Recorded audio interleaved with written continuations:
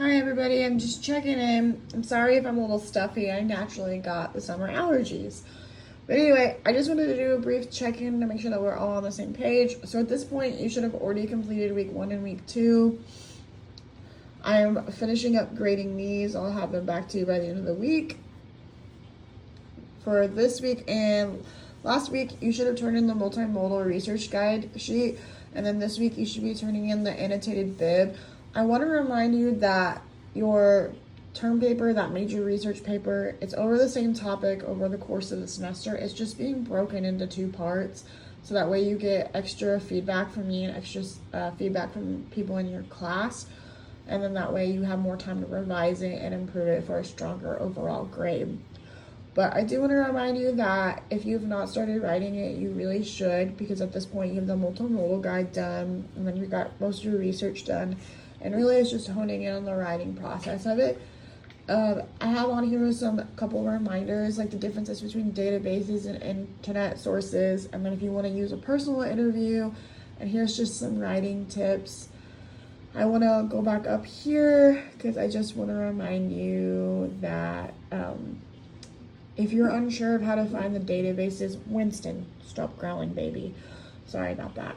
If you're unsure of where to find the IUCC databases, they're in here under the MLA and APA help. You click this right here, and it has a video of me talking about how to find the IUCC databases. If you're still unsure, please feel free to reach out to me. And don't forget that if you are confused by anything, I'm just a phone call away. Sometimes just having a quick phone conversation with me might make something. Winston, stop it. Thank you, young sir. Sorry about that again. But like I said, a quick conversation over the phone might make something clear as mud for you.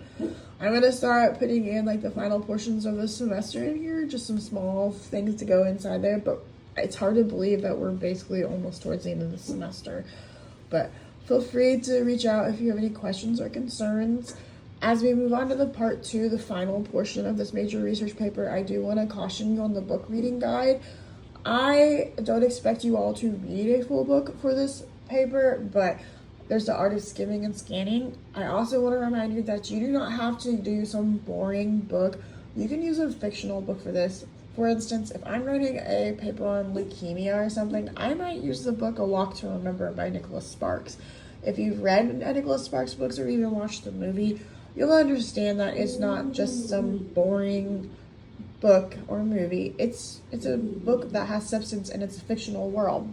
Winston, quit growling. Sorry about that. People keep driving by. But again, if you have any questions or concerns, you're welcome to reach out. Have a great day, and I hope you guys are not getting the summer allergies. It is far too nice out for us to be getting sick.